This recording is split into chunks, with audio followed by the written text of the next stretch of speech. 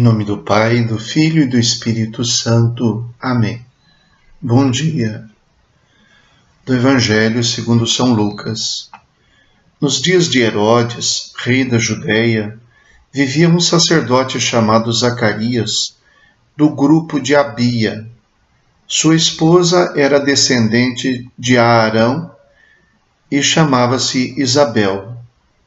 Ambos eram justos diante de Deus e obedeciam fielmente a todos os mandamentos e ordens do Senhor. Não tinham filhos, porque Isabel era estéril, e os dois já eram de idade avançada. Em certa ocasião, Zacarias estava exercendo as funções sacerdotais no templo, pois era a vez do seu grupo. Conforme o costume dos sacerdotes, ele foi sorteado para entrar no santuário e fazer a oferta do incenso. Toda a assembleia do povo estava do lado de fora, rezando, enquanto o incenso estava sendo oferecido. Então apareceu-lhe o anjo do Senhor de pé à direita do altar do incenso. Ao vê-lo, Zacarias ficou perturbado e o temor apoderou-se dele. Mas o anjo disse: Não tenhas medo, Zacarias, porque Deus ouviu tua súplica. Tua esposa Isabel vai ter um filho, e tu lhe darás o nome de João.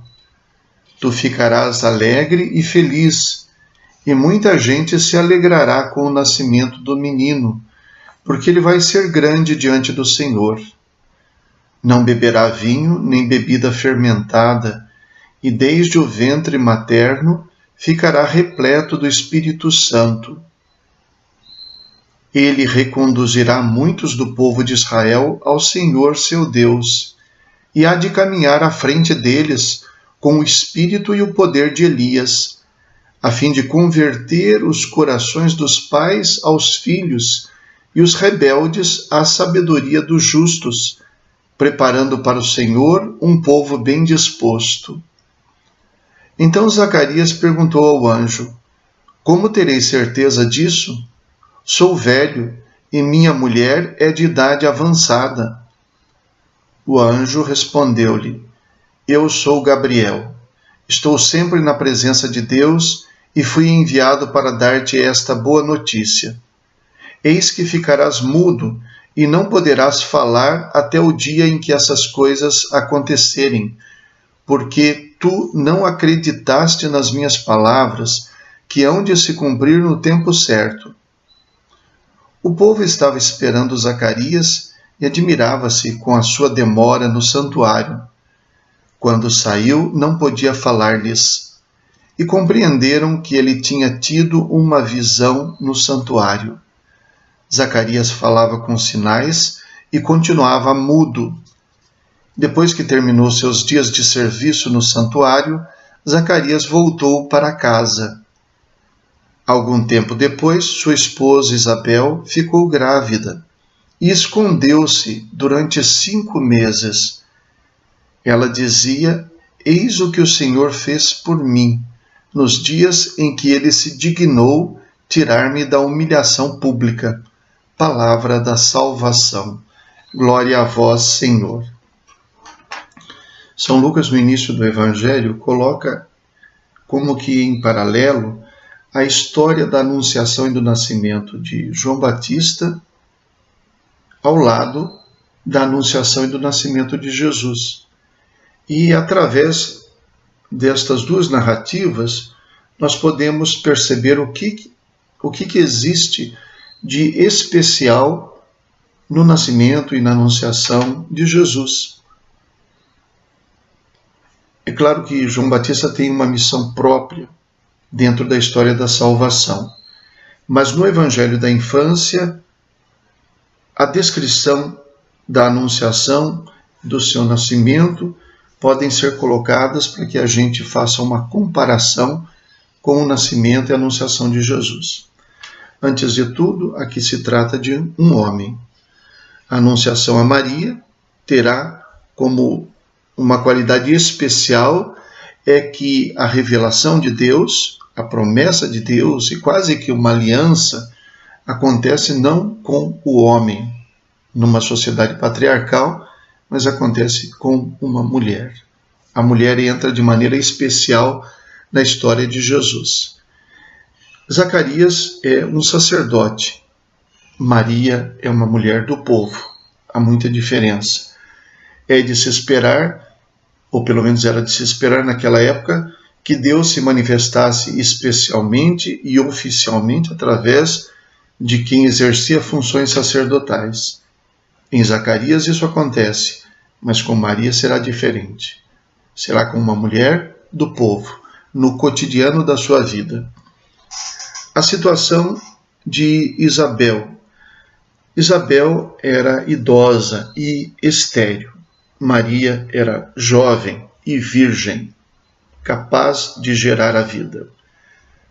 Ambos eram idosos e Isabel era estéril, mas há uma qualidade muito importante aqui também. Ambos eram justos diante de Deus e obedeciam fielmente a todos os mandamentos e ordens do Senhor. Aqui eles são chamados de justos, o que no Evangelho de São Mateus será dito sobre José. Não por ser o objeto ou destinatário da revelação de Deus, o primeiro, mas por ser capaz de aceitar a revelação que se passou na sua esposa, Maria. Isso no Evangelho de São Mateus. O nascimento, ou melhor, a concepção, percebe-se que aqui existe a anunciação e depois de algum tempo Isabel então concebe, o que mostra que aqui se trata de um nascimento como um dom de Deus, mas feito através dos homens. Então, se Isabel concebeu, ela concebeu de um homem, concebeu de Zacarias. Então, se trata do dom de Deus, mas dentro da própria natureza humana, sem nenhuma intervenção extraordinária ou direta de Deus no que diz respeito à geração. João Batista é filho de Zacarias. Já o que acontece com Maria, como nós vamos ver depois, é que ela recebe uma revelação e José não participa desta concepção. Mas José é informado depois. Em Maria, as coisas acontecem de maneira exclusiva e direta por ação de Deus. José tem apenas de aceitar. Ele não é quem recebe o anúncio, mas é quem fica sabendo das coisas depois. E ele sabe, como diz o Evangelho de São Mateus também, e como o Evangelho de São Lucas também diz na Anunciação, ela não conheceu o homem. A reação de Zacarias e a reação de Maria, ambos ficam perturbados diante do anúncio do mesmo anjo. A ambos o anjo diz: não tenham medo, não tenha medo, Maria, não temos Zacarias. Mas a expressão dessa perturbação aparece de maneira diferente.